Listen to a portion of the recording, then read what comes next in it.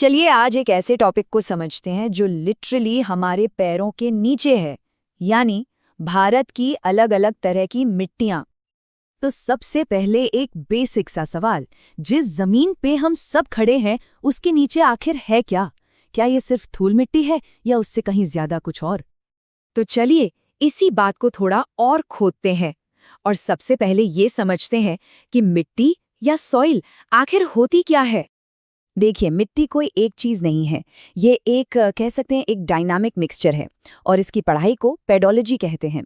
इसमें सिर्फ टूटी फूटी चट्टानें ही नहीं होती, बल्कि पेड़ पौधों और जानवरों के गलने सड़ने से बना ऑर्गेनिक मैटर भी होता है, जिसे ह्यूमस कहते हैं। और यही ह्यूमस इसे उपजाऊ बनाता है। और सबसे जरूरी बात ये है कि ये जो उपजाऊ मिट्टी है ना, ये कोई रातों रात नहीं बनती। ये एक बहुत ही लंबा और कॉम्प्लेक्स प्रोसेस है, मतलब हजारों लाखों साल लग जाते हैं। अच्छा, अब जरा जमीन के अंदर झांकते हैं। चलिए एक सफर पर चलते हैं नीचे की तरफ और मिट्टी की लेयर्स को समझते हैं, जिसे साइंटिस्ट लोग सॉइल प्रोफाइल कहते हैं। ये बिल्कुल एक लेयर्ड केक की तरह है। इसमें एक के ऊपर एक कई परतें होती हैं और हर परत को होराइजन कहा जाता है। और मजे की बात यह है कि हर परत का अपना एक अलग खास काम है। तो ये देखिए काम कैसे बटा हुआ है।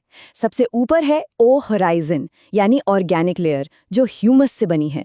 ये सबसे ज्यादा उपजाऊ है, लेकिन उतनी ही नाजुक भी। बाढ़ वगैरह में सबसे पहले यही बह जाती है। फिर आती है ए होराइजन या टॉप सॉइल, जहां फसलें उगती हैं। उसके नीचे बी और सी होराइजन्स हैं और सबसे नीचे है आर होराइजन, यानी बेडरॉक, ठोस चट्टान, जो इन सब परतों का आधार है। ठीक है, तो अब बात करते हैं भारत की सबसे जरूरी मिट्टियों की। शुरुआत करते हैं उस मिट्टी से जो हमारे पूरे नॉर्दर्न प्लेन्स में फैली हुई है। ये है जलोढ़ मिट्टी या अलूवियल सॉइल। भारत का पूरा एग्रीकल्चरल हार्टलैंड इसी पे टिका है। ये नदियों के लाए हुए सेडिमेंट से बनती है। अब इसमें भी दो टाइप हैं। अगर रेत ज्यादा है तो उसे दोमट कहते हैं, ये गेहूं के लिए बेस्ट है। और अगर चिकनी मिट्टी यानी क्ले ज्यादा है तो उसे कछारी कहते हैं, जो चावल या धान के लिए एकदम परफेक्ट है। चलिए अब नॉर्दर्न प्लेन्स से चलते हैं दक्कन के पठार की तरफ।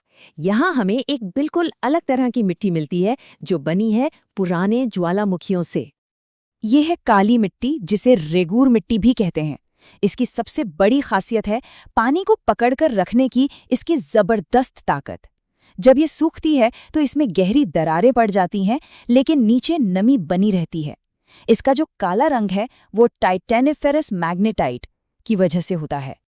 तो अब आप अंदाजा लगा सकते हैं कि ये मिट्टी किन फसलों के लिए फेमस होगी। जी हाँ, कपास और गन्ना। इन दोनों को ही काफी पानी चाहिए होता है और काली मिट्टी की पानी होल्ड करने की कैपेसिटी इसे इनके लिए परफेक्ट बना देती है। अच्छा, अब दो ऐसी मिट्टियों की बात करते हैं जो देखने में तो एक जैसी लग सकती हैं। दोनों का रंग लाल होता है, लेकिन असल में ये जमीन आसमान का फर्क रखती हैं। एक तरफ है लाल मिट्टी। इसका लाल रंग आता है आयरन ऑक्साइड से। ये थोड़ी मोटी, दानेदार होती है और अगर सिंचाई की जाए तो इसमें बाजरा, मक्का जैसे मोटे अनाज अच्छे उगते हैं। वही दूसरी तरफ है लैटराइट मिट्टी। ये उन जगहों पर बनती है जहां बहुत ज्यादा बारिश होती है, इतनी कि सारे न्यूट्रिएंट्स बह जाते हैं। पर यह मिट्टी चाय, कॉफी, काजू और मसालों जैसी प्लांटेशन क्रॉप्स के लिए एकदम आइडियल है। और हाँ, लैटराइट मिट्टी की एक और बड़ी मजेदार बात है। जब इसे पकाया जाता है तो ये ईंट की तरह सख्त हो जाती है। इसीलिए घर बनाने के लिए इसकी ईंटें बहुत मजबूत मानी जाती हैं। तो हमने अलग अलग मिट्टियों की बात तो कर ली, पर अब एक ऐसी चीज पर आते हैं जो लगभग भारत की हर मिट्टी में कॉमन है, और ये भारतीय खेती की एक बहुत बड़ी पहेली को सुलझाती है। और वो कॉमन चीज है तीन जरूरी न्यूट्रिएंट्स की कमी: नाइट्रोजन, फास्फोरस और पोटेशियम, यानी N, P और K।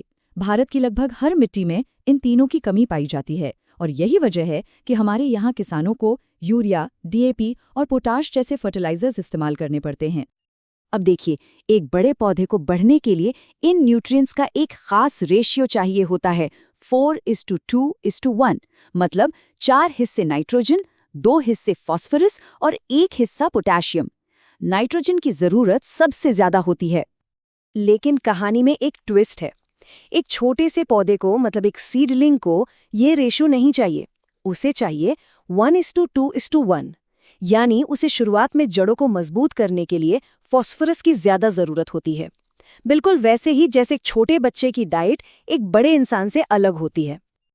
तो सबसे बड़ा टेकअवे क्या है? वो ये कि खेती के लिए जो चीजें सबसे ज्यादा जरूरी हैं, उन्हीं चीजों की कमी पूरे भारत की मिट्टी में है और हमारे किसान हर सीजन इसी चैलेंज से लड़ते हैं।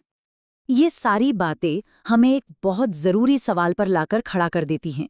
हमारी धरती की ये जो ऊपरी परत है, ये जो जिंदा त्वचा है, ये बहुत कीमती है। तो इसे बचाने के लिए हम सब मिलकर और क्या बेहतर कर सकते हैं?